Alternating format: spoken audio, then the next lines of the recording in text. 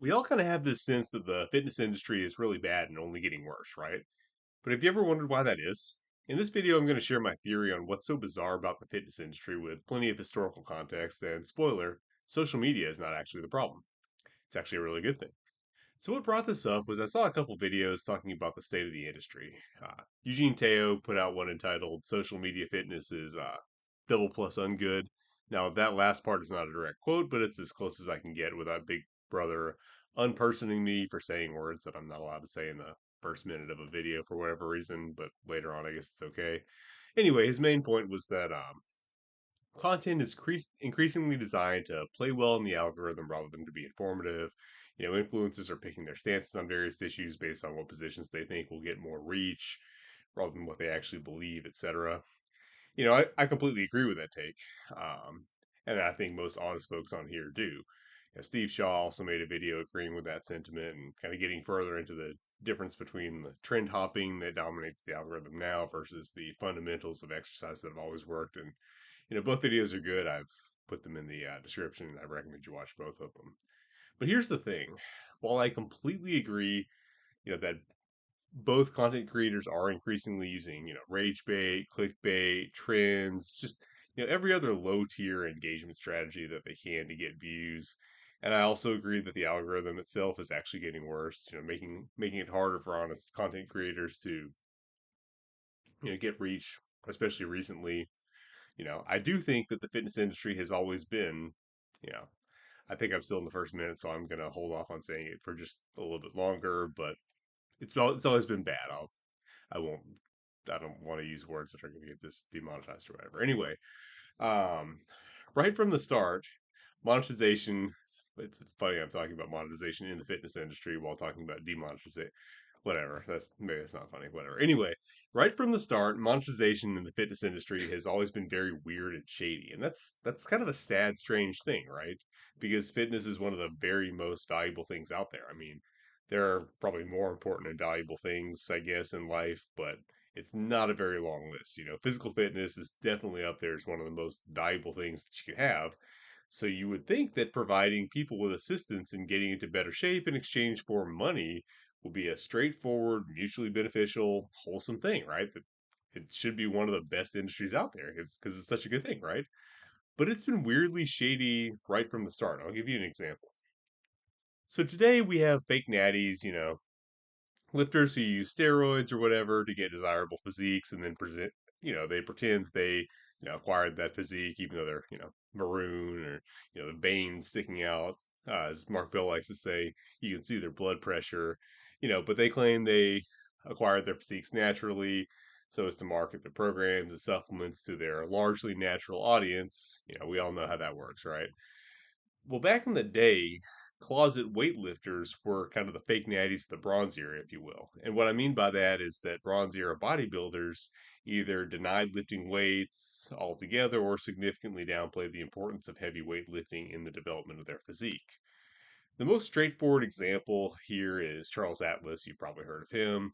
He sold dynamic tension programs, which is a system claiming to stimulate growth by having, one muscle oppose the other. Just kind of think, doing a bicep curl by, giving yourself resistance with your arms, that sort of thing.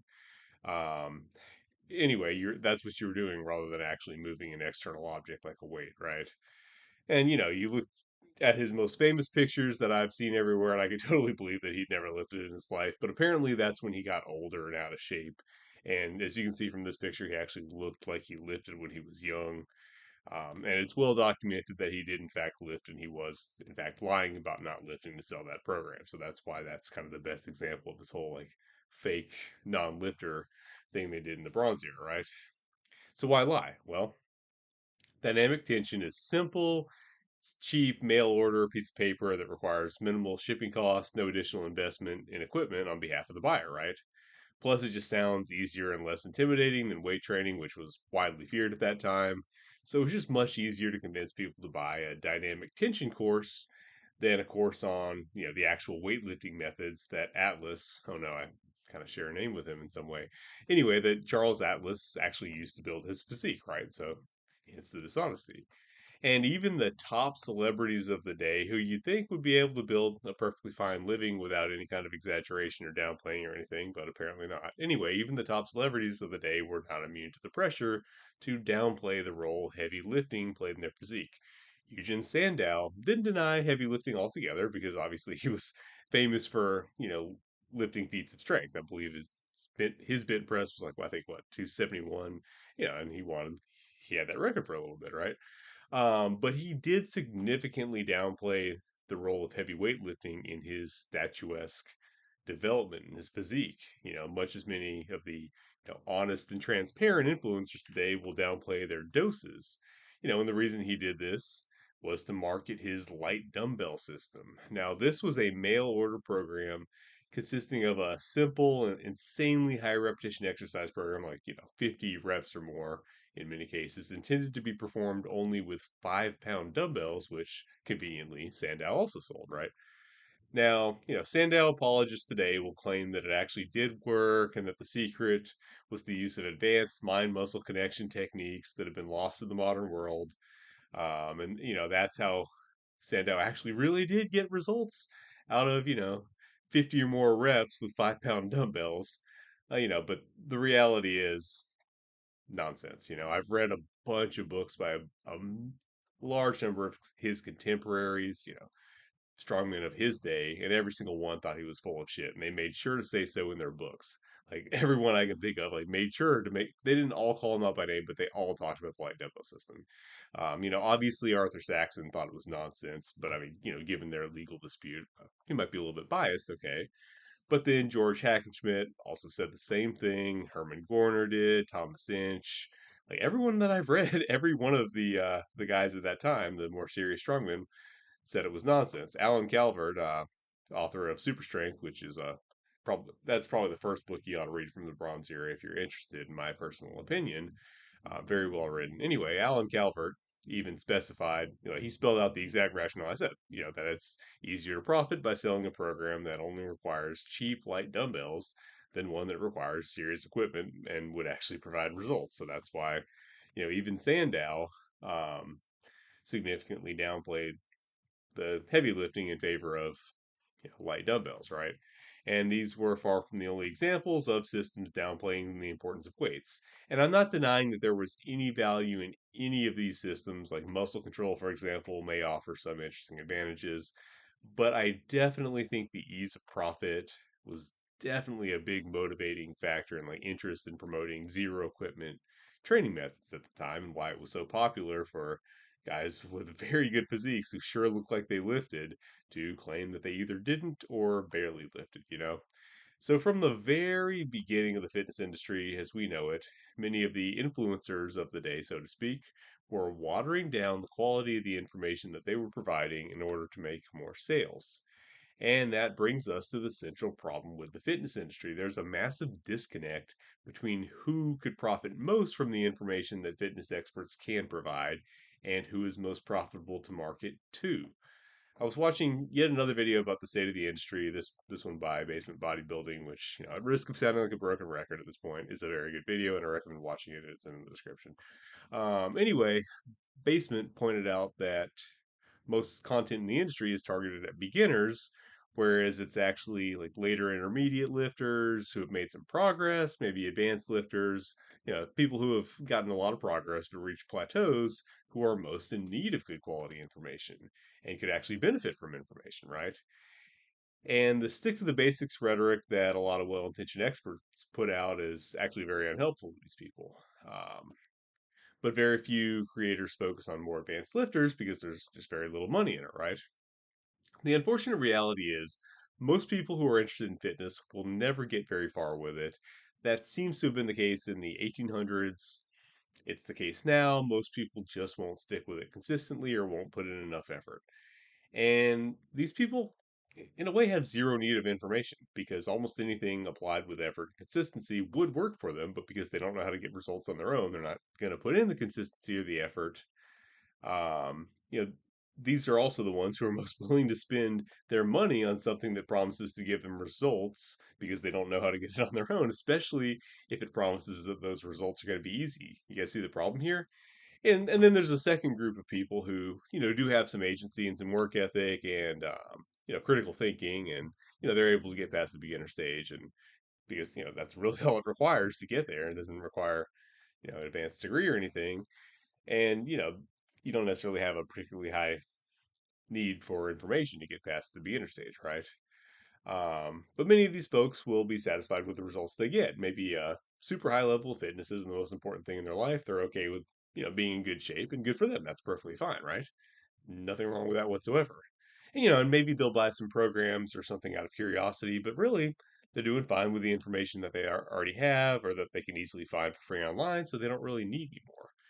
Which brings us to the third and final group, which is folks who are trying to get to a much higher level of fitness, later intermediate to advanced trainees who are still trying to make progress. And these are the folks who actually have need of specialized information from experts, because past a certain point, consistency and hard work are not enough to get the job done anymore by themselves. You need more specialized knowledge, and it's probably going to be beyond what you're likely to learn just by going to the gym and trying to figure out for yourself, right?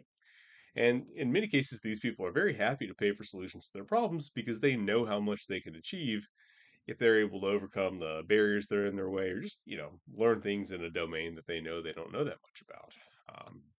So they can definitely provide income to creators providing good information, absolutely.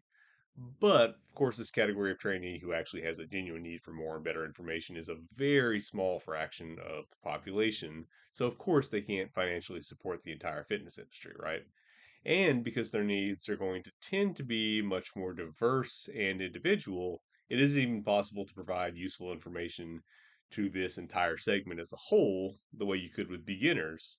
So, creators trying to serve a more advanced audience are going to have to focus on even smaller niches, making it that much harder to create products and services that are tailored at these people, right? It just makes it more difficult to monetize with this demographic, right?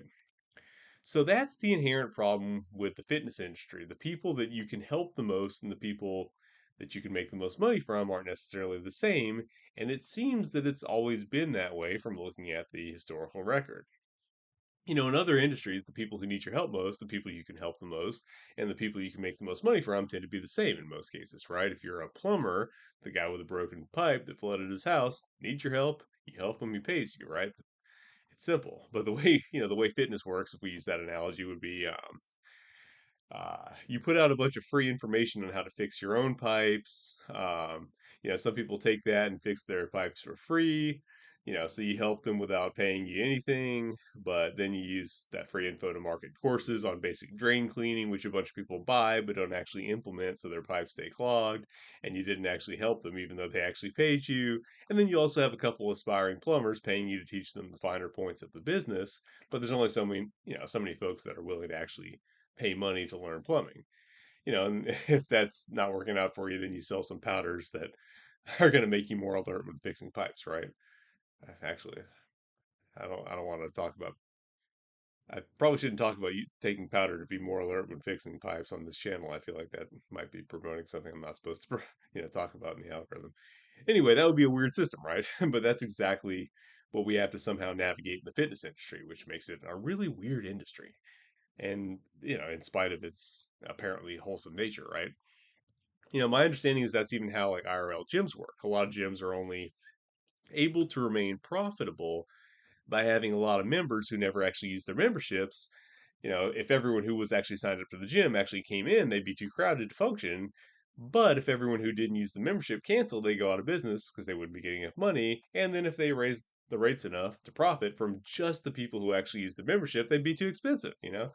So the gym owners in kind of a weird moral dilemma when you think about it in some sense. Like they want to provide a great training environment for the hardcore fitness enthusiasts, at an affordable price, which most of us would agree that's a very good thing, right? But to actually make that happen, they have to find a way to rope in some low willpower normies into paying for a service they're not actually going to benefit from in any way to finance the whole operation, which, is normally something that would sound a little shady in most industries, right? But I'm not bashing gym owners here. I'm glad they do what they do because I like having gyms, even though I haven't been using them recently. But I think it's a wonderful service, and I plan to go back someday. I'm just sharing the example of how the fitness industry business model just tends to be a little bit weird, right? Um, but anyway, the fundamental issue with the fitness industry that's kind of always been there is why we see the problems that Eugene, Steve, and Basement are talking about in the videos. I don't know if Basement shares his government name on here, so I'm just making Basement his first name. I don't know if I could be on a first name basis with him and call him Basement, but whatever. Anyway, that's why all these influencers are changing to new positions all the time. Using the rage bait, the clickbait, hyping up the latest trends, especially the ones claiming to be, more efficient, like length and partials. You don't even have to do the full range of motion, just do the bottom half. Same gains, half the effort. And let's be real, the science-based guys are usually the worst culprits here, right? That's why, Mike Israetel was named as one of the worst offenders in one of the videos I liked, right?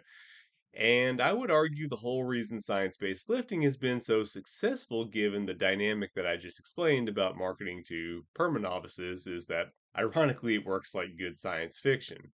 When you watch a good sci fi movie, unless you're a complete moron, for lack of a better word, who just likes to look at, CGI visuals, you want some kind of explanation or justification for what's going on. You want some sort of like sciencey sounding explanation for the things that you're seeing on screen that are impossible, like, flying cars, faster than light travel, or whatever, so you can suspend your disbelief, immerse yourself in the movie and enjoy it, right? That's kind of how sci-fi works, right? Really any good fiction.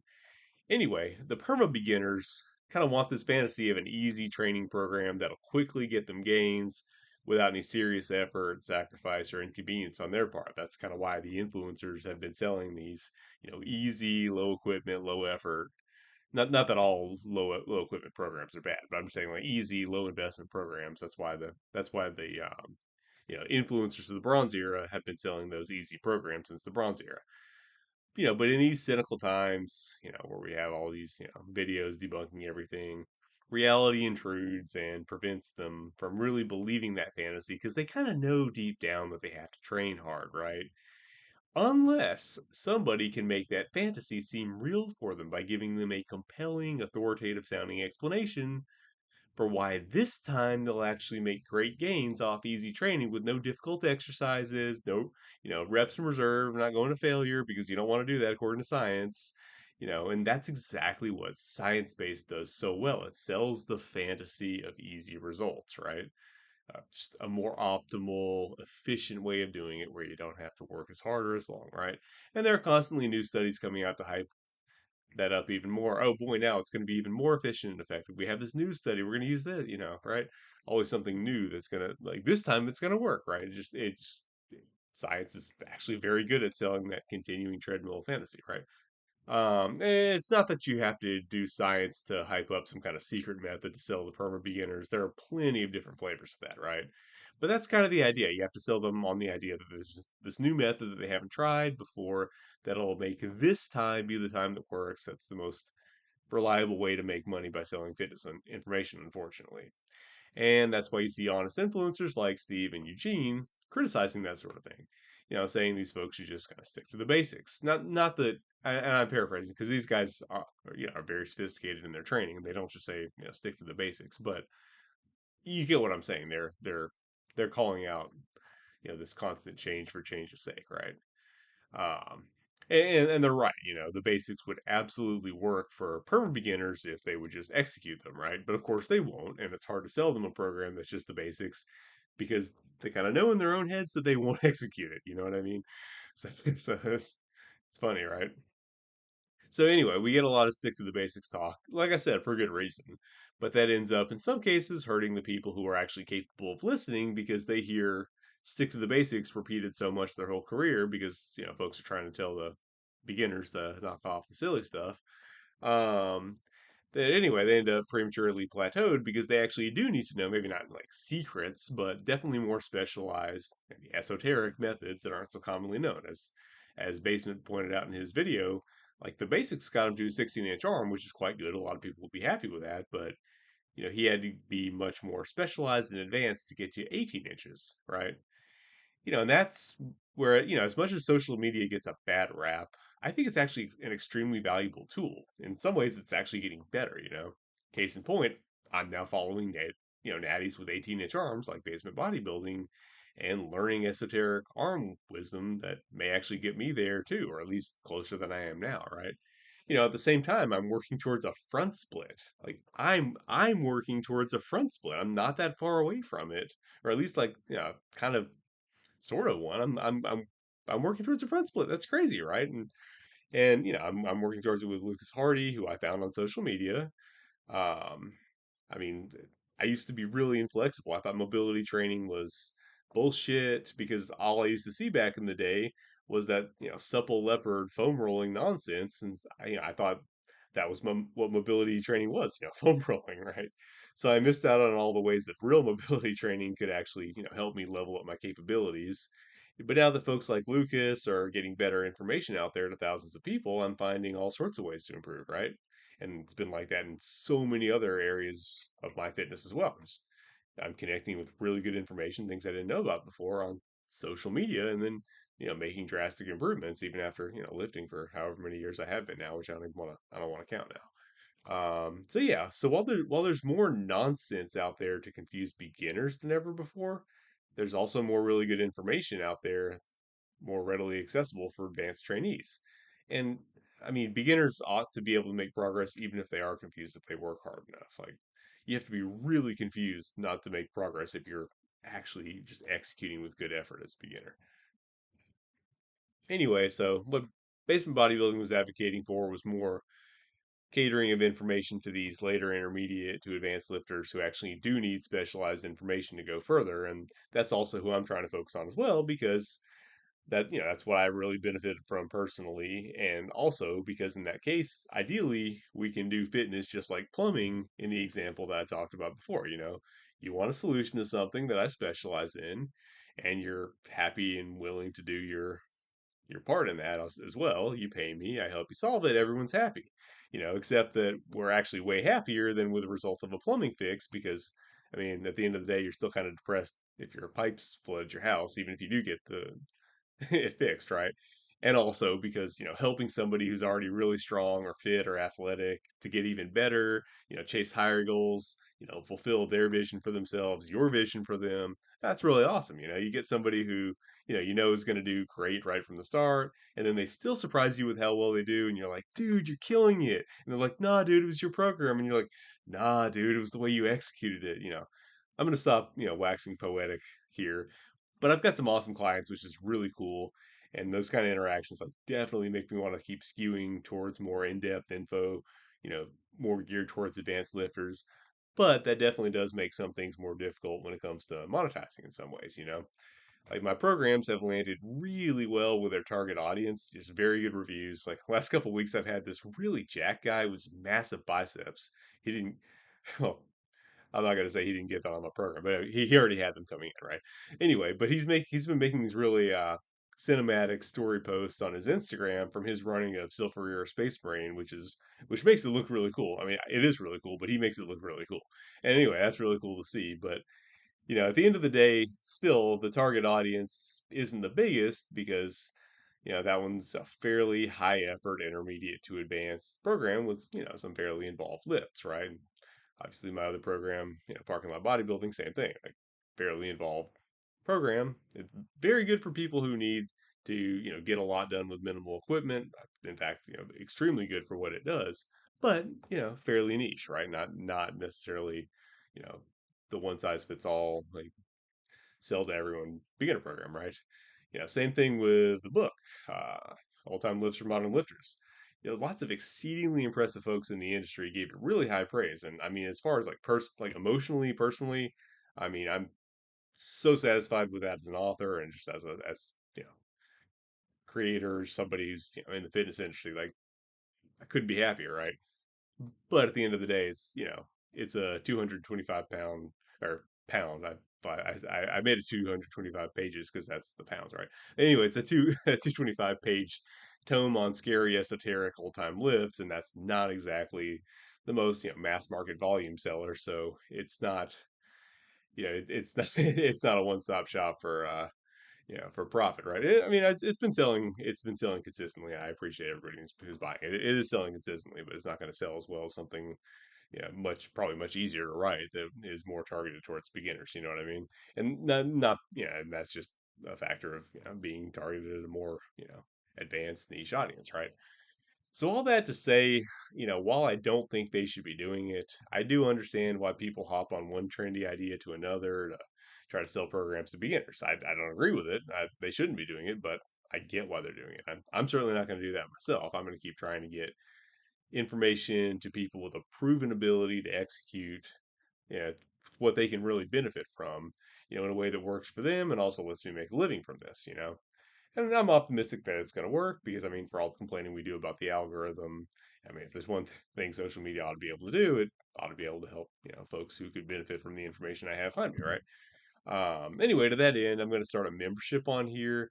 And what I'm going to do with that is exactly what I just said. I'm going to start putting up detailed technical tutorial videos that wouldn't really be entertaining enough to do well in the general algorithm. Not that my videos are that entertaining anyway. Uh, um, but stuff that will provide a ton of practical value to a certain subset of lifters that really wants to get the most out of these lifts. And naturally, I'm going to start with Jefferson curls. The basic technique tutorial video is already up in that section, in the member section. I'll get a troubleshooting video with like common technical flaws in the Jefferson curl out shortly after that, so you can get to work on like correcting your own technique, and that'll include like fixes if your technique requires you to move to other variations. Um, and then after that, I'm going to start making videos on some of the more advanced variations that have really helped to transform my physique and capabilities. And some of this stuff is really cool. You're probably not going to find it anywhere else. And that'll carry us through for a while because there's just a lot of content on how to modify the Jefferson curl to fit a number of needs. Really awesome exercise, right? I mean, you guys know I think that, right? Anyway, after that, we'll go in whatever direction you guys are most interested in. I mean, there are tons of exercises that I could give that kind of detailed treatment to.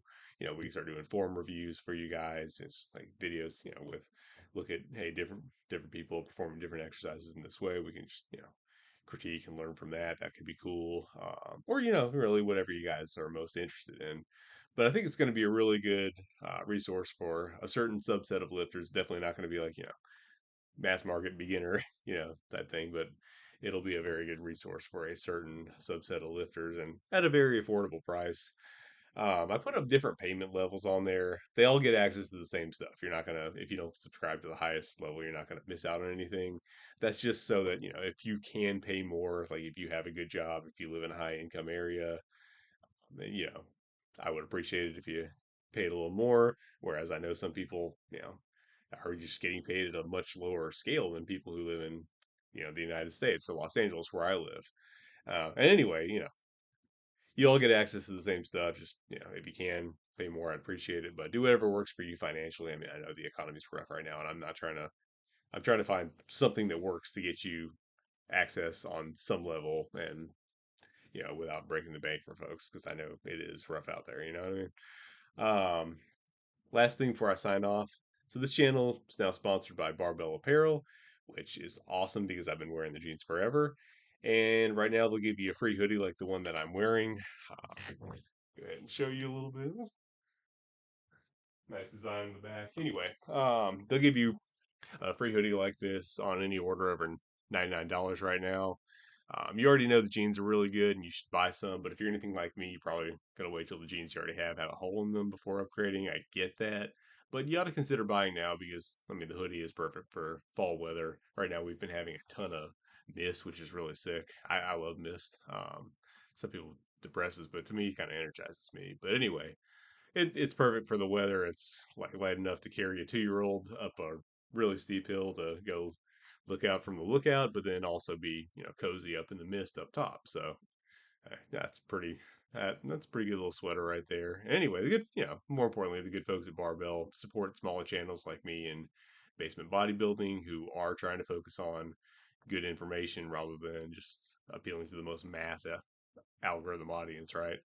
Yeah, so give them a try. I think you'll be happy that you did. And yeah, that's about that. All right, I appreciate you guys watching. Make sure to do everything you can to help support the kind of content that you want to see in the algorithm. That's the best thing we can do to combat um, the algorithm not going the way we want is just to make sure we support what we want. And also, if we have voices, let's call out the people who are doing the stuff we don't want, right? I think that's kind of what we can do to combat this. But ultimately, I do think some of this is going to be just an inherent feature of the fitness industry, unfortunately. All right, thanks for watching, guys.